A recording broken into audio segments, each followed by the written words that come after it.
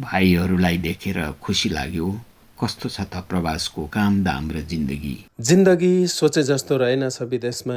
घरबाट हिँड्दा ती बुढी आमा, प्यारी श्रीमती र मसिना नानीहरूलाई चटक्क छोडेर हिँड्दा कटक्क मन दुख्दो रहेछ। हामी नेपालीहरूको एउटा सपना त्यो रहरले हो या कहरले हो, अहिले प्रवासमा आएर काम गर्नुपर्ने अवस्था छ।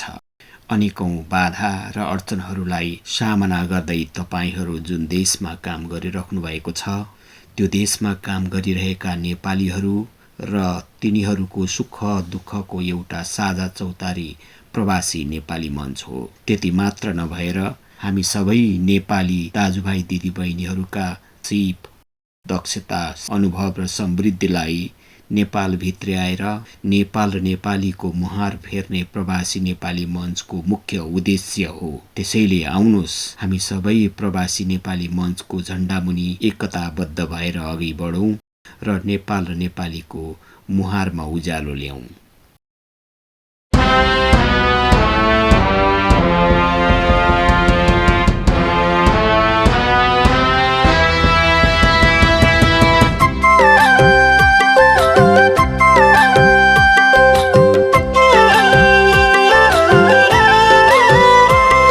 प्रवासी हामी नेपाली,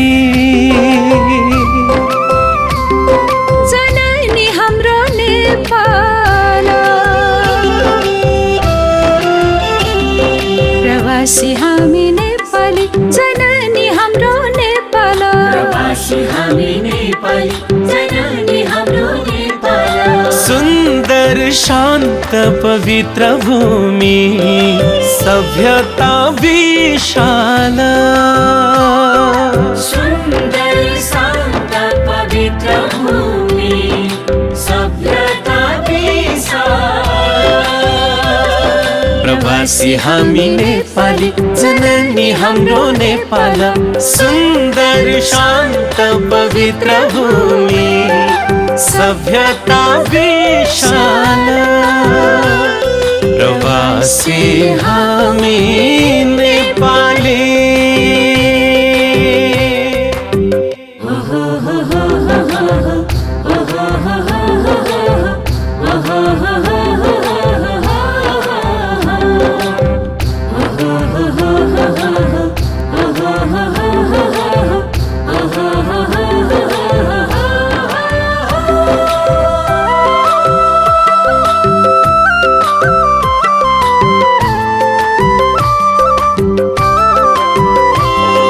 जागिर गर्छौ कला र भाषा, सम्पदा संस्कृति। जागिर गर्छौ कला र भाषा, सम्पदा संस्कृति। संसारका हामी नेपाली एउटै पुर्खाका सन्तति। जागिर गर्छौ कला र भाषा, सम्पदा संस्कृति। संसारका हामी नेपाली एउटै पुर्खाका सन्तति। एकता हाम्रो अटल छ, स्नेह र श्रद्धा सौरभ। एक कति राम्रो देशभक्ति, छौच हाम्रो गौरव। एक कति राम्रो देशभक्ति, छौच हाम्रो गौरव। प्रवासी हामी नेपाली, जननी हाम्रो नेपाल।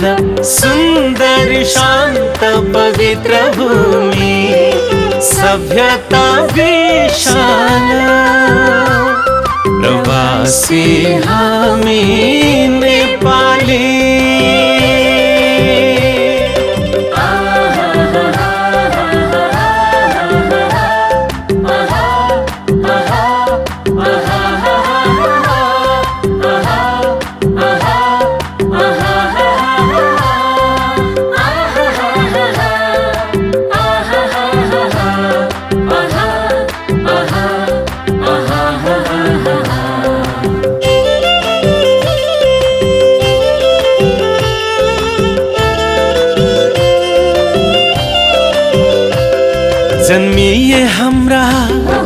वीरका सन्तान नेपाली माटोमा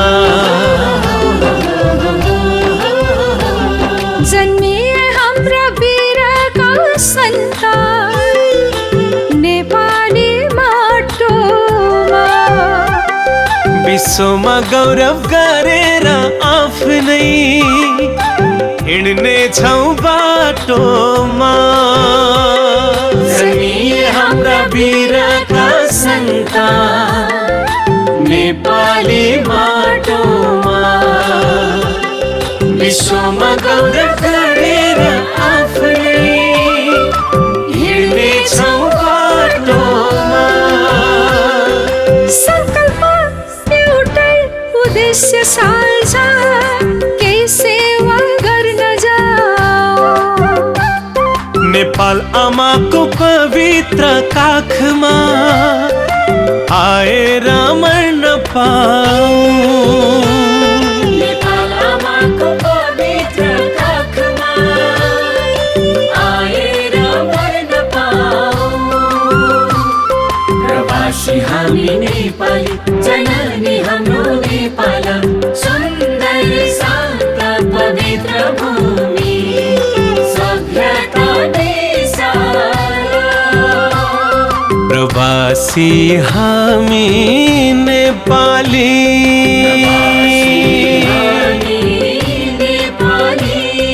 प्रवासी हामी नेपाली प्रवासी हामी नेपाली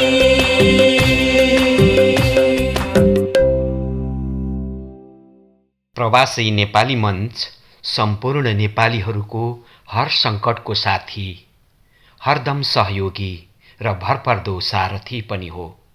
त्यसैले ढुकढुक होइन, ढुक्क मानौँ।